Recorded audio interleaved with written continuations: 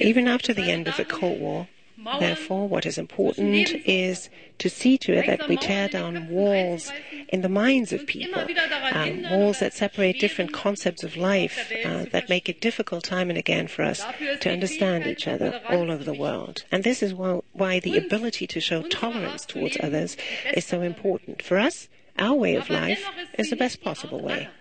But others do not necessarily feel that way or think that way. There are different solutions to create peaceful coexistence. Tolerance, and showing tolerance means showing respect for the history, the tradition, the religion, and the cultural identity of others. But let there be no misunderstanding. Tolerance does not mean anything goes. There must be zero tolerance towards all those who show no respect for the inalienable rights of the individual and who violate human rights. And zero tolerance needs to violate human rights. And zero tolerance needs to be shown when there is a risk of weapons of mass destruction falling, for example, into the hands of Iran and threatening our security.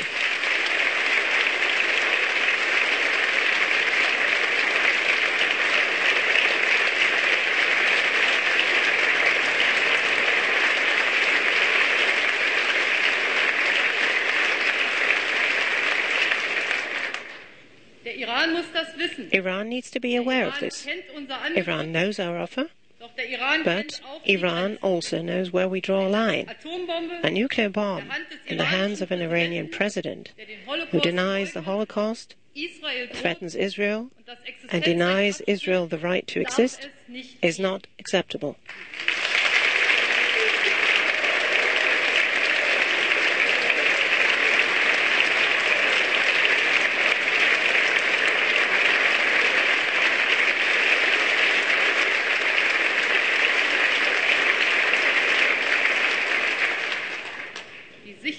Security of the State of Israel is, for me, non-negotiable, now and forever.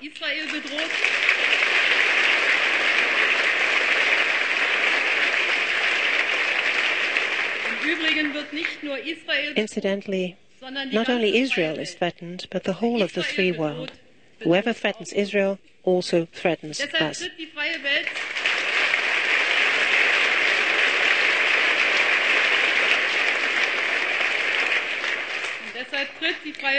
This is why the free world meets this threat head-on, if necessary, through tough economic sanctions. And this is why we in Germany will do everything we can in order to lend our support to the Middle East peace process with the aim of establishing a two-state solution, a Jewish state of Israel and a Palestinian state living peacefully side by side.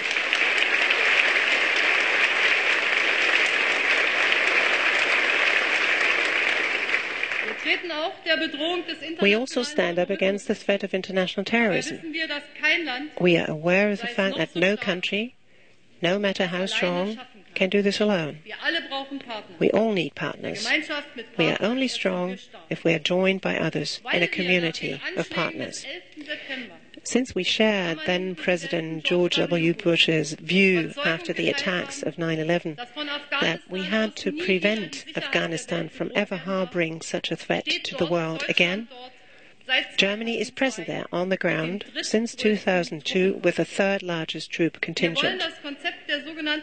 We want to make the concept of an integrated or networked security successful. This means civil and military commitment are inextricably linked. The international community's mission in Afghanistan is without any doubt a tough one. It demands a lot from all of us, and it now needs to be transferred to the next phase as soon as the new Afghan government is in office.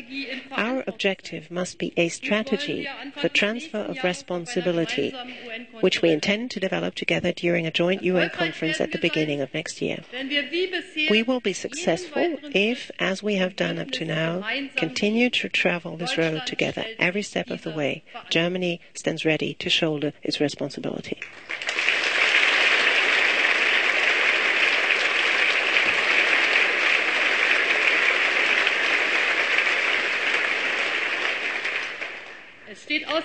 There is no doubt that NATO is and remains the crucial cornerstone of our common security. Its security concept is continuously further developed and adapted to meet the challenges of the day. But its foundation and its clear compass for peace and freedom remain unchanged. We Europeans, I am convinced, may contribute even more in the future. For we Europeans are currently working on giving a new contractual basis to our European Union. The last signature has just been put under this document. This will make the European Union stronger and more capable of action, and thereby turn it into a strong and reliable partner for the United States. We can build stable partnerships on this sound basis, first and foremost with Russia, China, and India. For, ladies and gentlemen, the world we live in today is both freer and more integrated than ever before. The fall of the Berlin Wall, the technological revolution in information and communication technology, the rise of China, India, and other countries to become dynamic economies, all of this has changed the world of the 21st century into something completely different from what we knew in the 20th century. And this is a good thing, for freedom is the very essence of our economy and our society. Man can only be creative when he is free. But what is also clear is that freedom does not stand alone. It is freedom in responsibility and freedom to show and shoulder responsibility. For this, the world needs an underlying order. The near collapse of the international financial markets has shown what happens when there is none, when there is no underpinning order. If there is one lesson the world has learned from the financial crisis of last year, it is that a globalized economy needs a global order underpinning it, a global framework of rules. Without global rules on transparency and supervision, we will not gain more freedom, but rather risk the abuse of freedom and thus risk instability.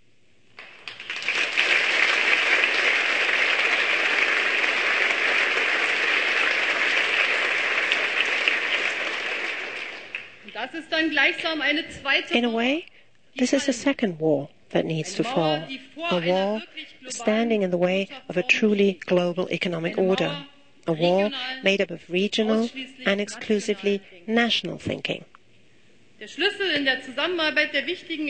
G20 is key to this cooperation among the most important industrialized countries and emerging economies. Here, too, cooperation between the Americans and the Europeans is a crucial cornerstone.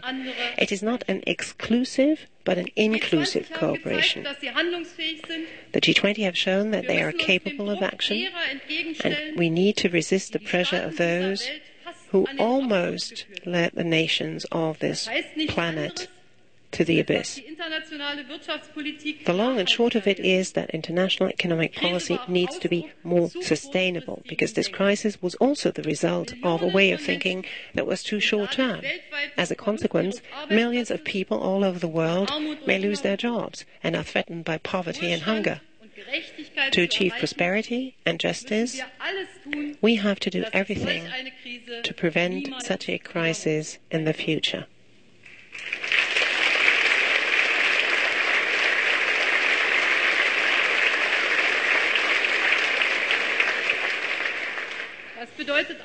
This also means not giving in to the temptation of protectionism. And this is why the Doha negotiations and the framework of WTO are so important. A success of the Doha round would send a very important message of openness for global trade, particularly in the current crisis. And just as much, the Transatlantic Economic Council can fulfill an important task in preventing the race for subsidies and giving incentives to reduce barriers to trade between Europe and America.